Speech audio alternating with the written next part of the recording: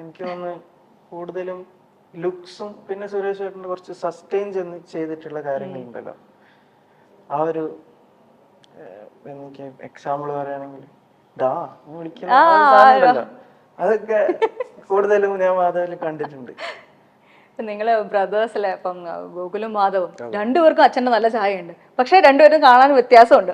നിങ്ങൾ തമ്മിൽ ഇതുണ്ട്, അച്ഛന്റെ ലുക്ക് ആർക്കാ കൂടുതൽ കിട്ടിയിരിക്കുന്നത് എന്നുള്ള ആ ഒരു ആർഗ്യുമെന്റ് ഒക്കെ കുഞ്ഞിലേക്ക് ഉണ്ടാവുമായിരുന്നോ? കുഞ്ഞിലെ നമ്മൾ തമ്മിൽ ആർഗ്യുമെന്റ്സ് ഉണ്ടാവത്തില്ല, പക്ഷെ എപ്പോഴും ഒരു റെഫറൻസ് എന്നുള്ള നിലയിൽ കമ്പാരിസൺ പോവായിരുന്നു. എപ്പോഴും നമ്മൾ തമ്മിലല്ല, ബാക്കിയുള്ളവര് പുറമേ ആയിരുന്നു വരുന്നത്. ഇപ്പൊ എന്റെ ഒരു പെർസ്പെക്റ്റീവ് പറയുകയാണെങ്കിൽ അച്ഛന്റെ അപ്പിയറൻസ് ഏറ്റവും കൂടുതൽ കിട്ടിയിരിക്കുന്ന ചേട്ടനാ. സ്വഭാവം അത് ഞാൻ അതിലോട്ടെത്താം. അപ്പിയറൻസ് എന്ന് പറയുമ്പോഴത്തേക്കും ഓരോ നോട്ടാണെങ്കിലും പല പെർസ്പെക്റ്റീവിൽ നോക്കുമ്പോഴാണെങ്കിലും ആളെ ഒരു ക്യാമറയുടെ മുന്നിൽ പിടിച്ചിരുത്തുമ്പോഴാണെങ്കിലും അച്ഛന്റെ ഏറ്റവും കൂടുതൽ മാനറിസംസ് വരുന്ന ചേട്ടൻ തന്നെ. ഞാൻ കൂടുതൽ അമ്മയെ പോലെ. ആൻഡ് സ്വഭാവത്തിന്റെ കാര്യം പറയുവാണെങ്കിൽ അച്ഛന്റെ സ്വഭാവം കിട്ടിയിട്ടുണ്ട്, അമ്മയുടെ സ്വഭാവം കിട്ടിയിട്ടുണ്ട്. രണ്ടിടത്ത് കറക്റ്റ് ആയിട്ട് ഉപയോഗിക്കാൻ നമുക്ക് രണ്ടുപേർക്കൊന്നും അല്ല, ചേച്ചിമാർക്കും എല്ലാവർക്കും കറക്റ്റ് ആയിട്ട് അറിയാം. കറക്റ്റ് ആയിട്ട് ആ ഒരു പെരുമാറ്റ രീതി. സിലിക്ക, നിങ്ങളെ കുട്ടികളെ പറ്റിയിട്ട് ഒരുപാട് സ്ഥലങ്ങളിൽ നമ്മൾ എല്ലാവരും പറയും, കാരണം ബെസ്റ്റ് രീതിയിലുള്ള പാരന്റിങ് ആണ് തന്നിരിക്കുന്നത്, നിങ്ങൾ ബിഹേവ് ചെയ്യുന്ന രീതിയെ പറ്റിയൊക്കെ ഒരുപാട് പേര് പറഞ്ഞ് ഞാൻ കേട്ടിട്ടുണ്ട്. നമ്മൾ ആദ്യമായിട്ട് മീറ്റ് ചെയ്യുന്നത്. സോ അങ്ങനെ പറഞ്ഞു കേൾക്കുമ്പോൾ നമുക്ക് ഭയങ്കര സന്തോഷമാണ്. കാരണം സ്റ്റാർ കിഡ് എന്നൊക്കെ പറയുമ്പോഴത്തേക്കും ഒരു കോൺസെപ്റ്റ്, ആൾക്കാരുടെ തെറ്റിദ്ധാരണകളുണ്ട്. അപ്പൊ ആ തെറ്റിദ്ധാരണകളൊക്കെ മാറുന്ന രീതിയിലാണ് നിങ്ങളുടെ അപ്ബ്രിങ്ങിങ്. വളരെ സെന്റേർഡ് ആയിട്ടും ഗ്രൗണ്ടഡ് ആയിട്ടും ഉള്ള അപ്ബ്രിങ്ങിങ് ആയിരുന്നു നമ്മുടെ. അച്ഛനൊരു സൂപ്പർ സ്റ്റാർ ആണ് എന്നുള്ള വളരെ തല്ലായിരുന്നു.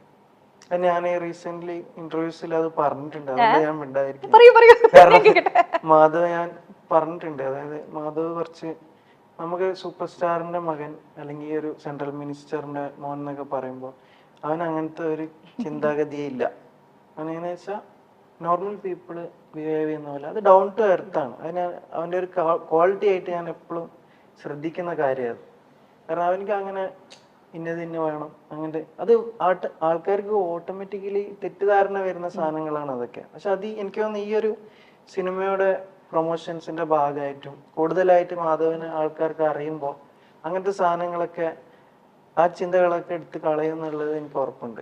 മാധവൻ ആസ് ആൻ ആക്ടർ പരിചയമില്ലെങ്കിലും സുരേഷന്റെ മകൻ എന്നുള്ള രീതിയിൽ നമ്മൾ പല ഓൺലൈൻ പ്ലാറ്റ്ഫോംസിലും മീഡിയയിലൊക്കെ എപ്പോഴും കാണാറുണ്ട്. പക്ഷെ ഞാൻ അവിടെ ശ്രദ്ധിച്ചൊരു കാര്യം എന്ന് പറയുന്നത്, മാധവ് വളരെ ക്ലാരിറ്റിയോടുകൂടി കാര്യങ്ങൾ പറയുന്ന ഒരു വ്യക്തിയാണ്. പറയാനുള്ള കാര്യം ആവശ്യത്തിലധികം ഒന്നും പറയത്തില്ല, ടു ദ പോയിന്റേ പറയുള്ളൂ, പക്ഷെ അത് കറക്റ്റ് ആയിരിക്കും. ഇത് സി മീഡിയയുടെ മുന്നിലേക്ക് പോകുന്ന സമയത്ത് നമ്മുടെ മീഡിയ കൾച്ചർ മാറിക്കൊണ്ടിരിക്കുകയാണ്. മറ്റേ വിദേശത്തൊക്കെ ഉണ്ടായിരുന്ന പോലത്തെ ഒരു പാപ്പരാസി കൾച്ചറിലേക്ക് നമ്മൾ എത്തി ഓൾമോസ്റ്റ്. സി അപ്പം മീഡിയയുടെ മുന്നിൽ ഇങ്ങനെ ബിഹേവ് ചെയ്യണം എന്നുള്ളത് പ്ലാൻഡ് ആണോ അതോ naturally you are like this? I think it's natural. I think. Because we didn't plan anything, we just came. I think it's natural and it is simple. I think she's referring to not just the interviews happening right now, in general how my interactions So he used go to with give the media. bites to media channel before becoming an actor. I'm saying that only. It's natural.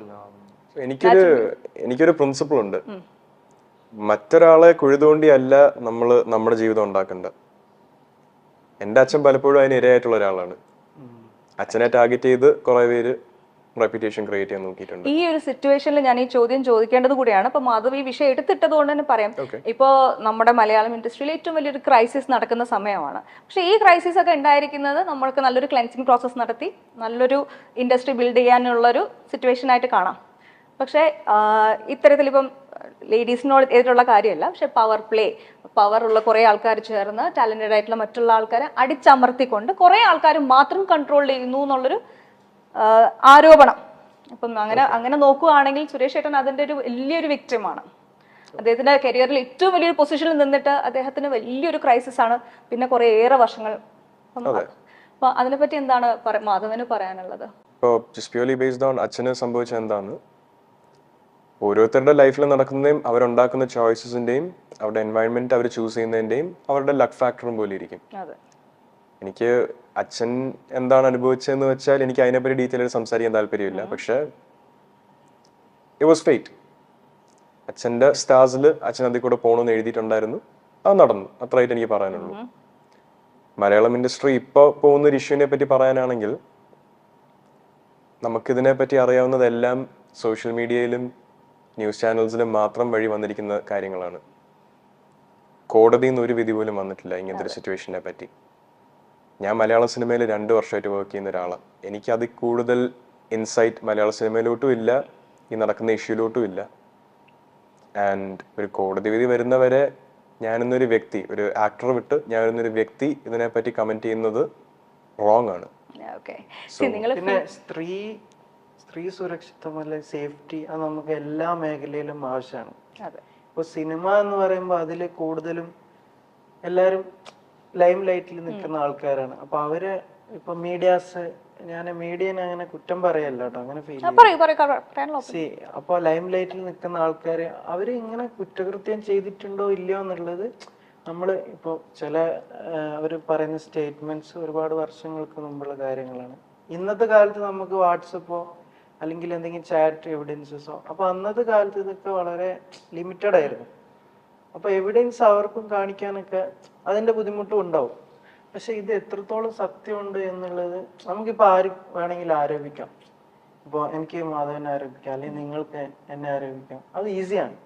പക്ഷെ ഇതിൽ എത്രത്തോളം സത്യാവസ്ഥ ഉണ്ട് എന്നുള്ളത് കണ്ടുപിടിക്കാനുള്ള പാടുണ്ട്.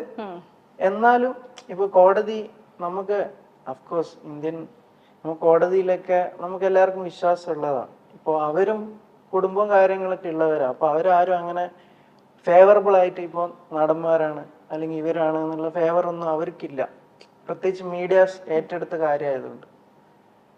അപ്പോ എനിക്ക് തോന്നുന്നത് ഇതിൽ ശരിക്കും ഒരു ക്ലാരിറ്റി വരണം. അപ്പോഴാണ് നമുക്ക് ഇവരെ ഇന്ന ആളാണ് ഇത് ചെയ്തതെന്ന് പറയാൻ പറ്റുള്ളൂ. അതിനു മുമ്പ് നമ്മൾ അവരുടെ മാനസികാവസ്ഥയെ നമ്മൾ ചിന്തിക്കണം. അഫ്കോഴ്സ് ഓപ്പോസിറ്റ് നിൽക്കുന്ന പെണ്ണുങ്ങൾക്കുള്ള അവരുടെ മാനസികാവസ്ഥയും എല്ലാം കൂടി കണക്കിലെടുത്തിട്ട് ഇപ്പൊ നടക്കുന്ന കാര്യങ്ങൾ ഐ തിങ്ക് ഫ്യൂച്ചറിലേക്ക് ഇനി അങ്ങനെ വരാണ്ടിരിക്കാനും അത് ഇപ്പൊ നിങ്ങൾ പറഞ്ഞ പോലെ തന്നെ ഒരു ക്ലെൻസിങ് സിസ്റ്റം പോലെ നമുക്കതിനെ കാണാം. രാജു പറഞ്ഞ പോലെ ഇതേപോലെ ഒരു ഇഷ്യൂ ഇത്രയും മീഡിയയില് ലൈം ലൈറ്റ് കിട്ടാൻ കാരണം ഇത് മലയാള സിനിമ ഇത് സിനിമ ഇൻഡസ്ട്രിയുടെ ഭാഗമായതുകൊണ്ടാണ്. ഇത് വേറെ വർക്കിംഗ് എൻവയൺമെന്റ്സ് നടക്കുന്നില്ലെന്നാണോ ആൾക്കാരുടെ വിചാരം? എനിക്കറിയാവുന്ന കുറെ വിക്ടിംസ് ഉണ്ട്, പല പല വർക്ക് എൻവയൺമെന്റ്സിലും ചൂഷണങ്ങൾ നടക്കുന്നുണ്ട്. അതെ, ഇത് സിനിമ ഇൻഡസ്ട്രിയുടെ ഇഷ്യൂ അല്ല. എന്നെ സംബന്ധിച്ചോളം ഇത് സിനിമ ഇൻഡസ്ട്രിയുടെ ഇഷ്യൂ അല്ല, ഇത് ലോകത്ത് നടക്കുന്ന ഒരു ഇഷ്യൂ ആണ്. ഈ രാജ്യത്ത് മാത്രമല്ല, ഈ ലോകം മുഴുവൻ നടക്കുന്ന ഒരു ഇഷ്യൂ ആണ്. ആ ഒരു ഇഷ്യൂവിനെ എങ്ങനെ നമുക്ക് കടത്തി വെട്ടാം, ആ ഇഷ്യൂവിനെ എങ്ങനെ മാറ്റാം, സ്ത്രീ സുരക്ഷ എങ്ങനെ ഒരു പ്രയോറിറ്റി ആക്കാം, അതിൽ വേണം ഫോക്കസ് ചെയ്യാൻ. അല്ലാതെ 2 സിനിമാക്കാരെ മീഡിയയിലിട്ട് ഹറാസ് ചെയ്യോ അല്ലെങ്കിൽ 2 സിനിമാക്കാരെ പിടിച്ച് പ്രശ്നം ഉണ്ടാക്കി കൊടുക്കുകയോ അല്ല ഇതിന് സൊല്യൂഷൻ. തെറ്റ് ചെയ്തവര് കോടതി വിധി വെച്ച് ശിക്ഷിക്കപ്പെടണം. തെറ്റ് ചെയ്തിട്ടുണ്ടെങ്കിൽ തെറ്റ് ചെയ്തത് തെളിയിക്കുന്നത് വരെ അവരെ ചൂഷണം ചെയ്യാൻ എനിക്കോ ആർക്കോ അവകാശമില്ല. ആൻഡ് ഇത് സിനിമ ഇൻഡസ്ട്രിയുടെ ഇഷ്യൂ അല്ല, ഈ ലോകത്തിന്റെ ഒരു ഇഷ്യൂ ആണ്. സ്ത്രീ സുരക്ഷ ഒരു പ്രയോറിറ്റി ആയിരിക്കണം എന്നുള്ളത് ഒരു വളരെ വലിയ ഫാക്റ്റാണ്. അതിലോട്ട് ഓരോ ആണും ഓരോ കുടുംബവും ഓരോ മനുഷ്യനും അതിലോട്ട് വർക്ക് ചെയ്യണം. Mithun, any other interest in ഒരു ചോദ്യത്തിന് ഒരു ഉത്തരം വന്നിട്ടില്ല ഇത്ര നേരം. അതെ, മിണ്ടാതിരിക്കണം. ഞാൻ എല്ലാവരുടെ 3 പേരുടെ ഒരേപോലെ ക്വസ്റ്റ്യൻ ചെയ്യണം. ഒരാൾ അതൊക്കെ ഇങ്ങനെ ഇരിക്കുകയാണ്, ഞാൻ അങ്ങോട്ട് സ്പെസിഫിക്കലി സിനിമയിലെ വിശേഷങ്ങൾ ചോദിക്കാം. ഏതാണ് തളപതി വിജയ് ആയിട്ട് എങ്ങനെയായിരുന്നു എക്സ്പീരിയൻസ്? അതെ, പറയൂ. കൂടുതൽ അവന് മലയാളം എനിക്ക് അതുകൊണ്ടാവും തമിഴില് പേസുങ്കോ, തമിഴ് പുരിയും. തമിഴ് എല്ലാരുമേ ഇങ്ങ Tamil Malayalis, all the Malayalis can understand Malayalam. I mean Tamil. പറയുമ്പോ ഫ്ലോ ഉണ്ടാവില്ല, പക്ഷേ we all understand. ആൾക്കും മലയാളം മനസ്സിലാവും അത്യാവശ്യം. So goat അത് எப்படி വന്നதுனா that's I mean after finishing this movie and I was looking for opportunities, so that time I got a call from AGS Entertainment, so I have to thank Archana Kalpati ma'am and Agoram sir for that. And yeah, actually I'm a big fan of Vijay sir, so I have a great admiration towards him. So adilende chinna vayasla irundhe I like his dance, I like his acting. So ஒரு inspiration, அவரை பார்த்து நம்ம அவரை பார்த்து தான் நம்ம வளர்ந்துருக்கோம். So all these years. So அப்போலேருந்தே நம்மளுக்கு அவரை பார்க்கணும், அவர் கூட ஃபோட்டோ எடுக்கணும் அப்படின்றது வந்து ஒரு it's like a dream. So அவர் கூடயே நடிக்கிறது, அவர் கூட டான்ஸ் ஆடுறதுன்றதுலாம் வந்து it's like a dream come moment and I have danced with. അടിപൊളി.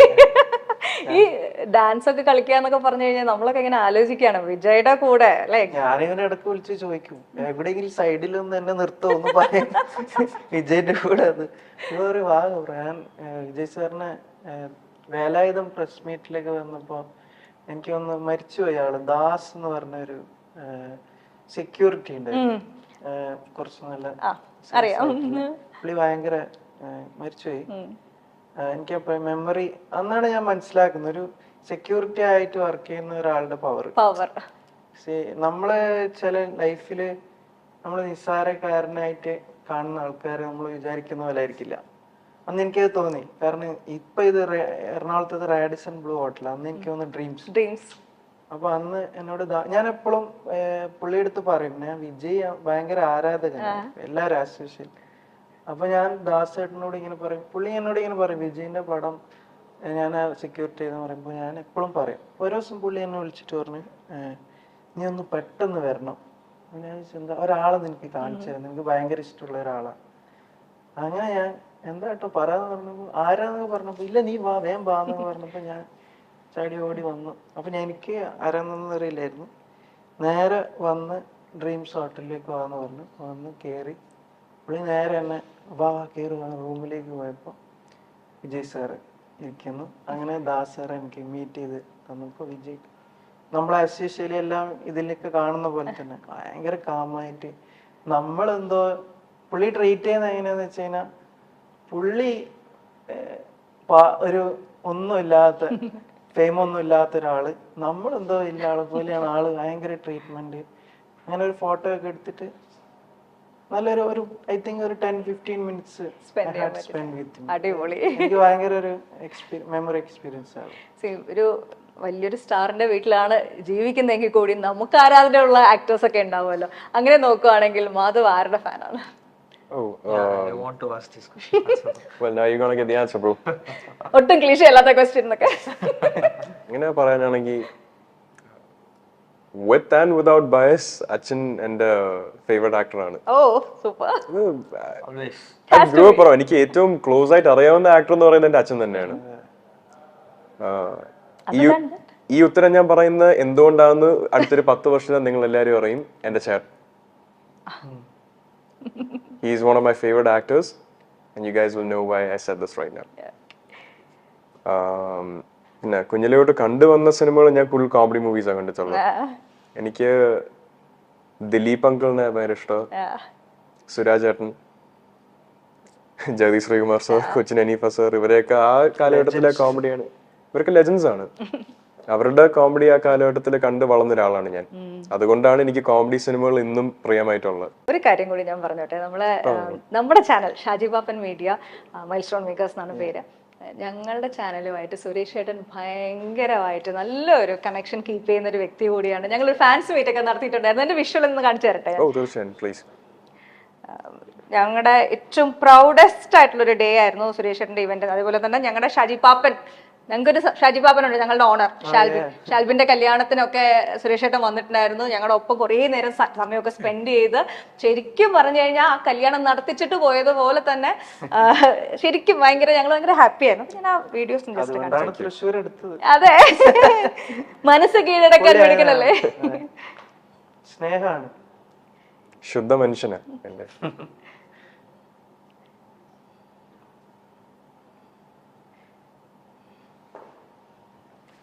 സുരേഷ് ഏട്ടൻ അങ്ങനെ എന്തെങ്കിലും ഡയറ്റ് എന്തെങ്കിലും ഉണ്ടോ? ഒന്നുമില്ല, ഡയറ്റ് ഒട്ടും ഇല്ലാത്ത ഏക ജീവി ഞാനായി ലോകത്ത്. അല്ല, എന്നാലും മമ്മൂക്ക പറയുന്ന കേട്ടിട്ടുണ്ട് സുരേഷ് ഏട്ടാ, ഒരു നടനെ സംബന്ധിച്ച് ശരീരമാണ് അവന്റെ ആയുധം എന്ന്. അപ്പൊ സുരേഷ് ഏട്ടൻ ഈ ബോഡി എന്തെങ്കിലും ഫിറ്റ്നസ് ഫ്രീക്ക് പോലെ? ഭക്ഷണത്തിന്റെ കാര്യം പറയുമ്പോൾ മമ്മൂക്ക എന്ന് പറയുന്ന മനുഷ്യന്റെ പേര് ഇവിടെ ഉച്ചരിക്കരുത്, പോളണ്ടിന്റെ പേര് ഇവിടെ ഉച്ചരിക്കരുത്. അതൊരു അപൂർവ ജന്മമാണ്. അങ്ങനൊന്നും ലോകത്താർക്കും പറ്റില്ല. വലിയ നടനാണ് മോഹൻലാൽ, മോഹൻലാലിനും പറ്റില്ല. ഞങ്ങള് ഭയങ്കര ഹാപ്പി ആയിരുന്നു കേട്ടോ. Best event ever. നേരത്തെ മമ്മൂട്ടി സാറിനെ പറ്റി പറഞ്ഞപ്പോഴത്തേക്കും മാൻസ് എ ഡിഫറെന്റ് ബ്രീഡ്. ഈ പ്രായത്തിലും ഈ രൂപം മെയിൻറ്റെയിൻ ചെയ്യാൻ പറ്റുന്നത് അത്രയും ലൈഫ് സ്റ്റൈലിൽ സാക്രിഫൈസ് ചെയ്തിട്ട് മാത്രമാണ്. ഈ ഒരു തൊഴിലിലോട്ട് കയറുമ്പോൾ ഞാൻ ആ കാര്യം അച്ഛൻ പറഞ്ഞതിലോട്ട് ഞാൻ എതിർക്കുന്നു. മമ്മൂട്ടി സാറിന്റെ ലൈഫ് സ്റ്റൈൽ പോലെ മെയിൻറ്റെയിൻ ചെയ്താലേ ആ ഒരു പ്രായത്തിലും ഇതേപോലെ ലീഡ് മൂവീസ് ചെയ്ത് സക്സസ്ഫുൾ ആയിട്ട് ബോക്സ് ഓഫീസിൽ പെർഫോം ചെയ്യാൻ പറ്റത്തുള്ളൂ. അതെല്ലാ രീതിയിലും ആളൊരു ഇൻസ്പിറേഷൻ ആണ്. സുരേഷ് ചേട്ടനൊക്കെ ഉറക്കമില്ലാതെ ഓട്ടം. അതെ, ഒരു ഭാഗത്ത് പൊളിറ്റിക്കൽ സിനിമ, അപ്പോൾ ആള് രണ്ടും നല്ലോണം ബാലൻസ് ചെയ്യാൻ ഒരുപാട് കഷ്ടപ്പെടുന്നുണ്ട്. നമ്മൾ ചില സമയത്തൊക്കെ ഇപ്പൊ ലാസ്റ്റ് റീസെന്റ് ശരത് സാറിന്റെ മകള് വരലക്ഷ്മിയുടെ മാരേജിനൊക്കെ നമ്മൾ ഒരുമിച്ചാ പോയത്. അപ്പോൾ ഞാൻ സുരേഷ് ചേട്ടനൊക്കെ കണ്ണൊക്കെ ഇങ്ങനെ ഉറങ്ങാതെ അവിടുന്ന് ഓടി ഇവിടെ വന്ന് അവിടുന്ന് ഓടി ഭയങ്കര ഹാർഡ് വർക്കിംഗ് ആള്. സുരേഷ് ഗോപിയെയും സുരേഷ് ഗോപിയുടെ കുടുംബത്തെയും എന്നും നമുക്ക് വലിയ ഇഷ്ടമാണ്. മലയാളി പ്രേക്ഷകരുടെ ഇഷ്ട താരങ്ങളിൽ ഒരാളാണ് സുരേഷ് ഗോപി എന്ന സൂപ്പർ സ്റ്റാർ. അദ്ദേഹത്തിന്റെ കുടുംബവുമായും മലയാളി പ്രേക്ഷകർക്ക് വലിയ അടുപ്പമാണുള്ളത്. 4 മക്കളാണ് അദ്ദേഹത്തിനുള്ളത്. 2 ആൺമക്കളും 2 പെൺമക്കളും. ഒരാൾ സിനിമയിൽ സജീവമായപ്പോൾ ഇളയ മകൻ ഇപ്പോൾ സിനിമയിലേക്ക് തുടക്കം കുറിച്ചു കഴിഞ്ഞു. കുമ്മാട്ടി എന്ന ചിത്രത്തിലൂടെ മലയാള സിനിമയിൽ അരങ്ങേറ്റം കുറിക്കുകയായിരുന്നു സുരേഷ് ഗോപിയുടെ ഇളയ മകൻ മാധവ് സുരേഷ്. പലപ്പോഴും പല കാര്യങ്ങളും വളരെ പക്വതയോടെ സംസാരിക്കുന്ന ആളാണ് മാധവ് സുരേഷ്.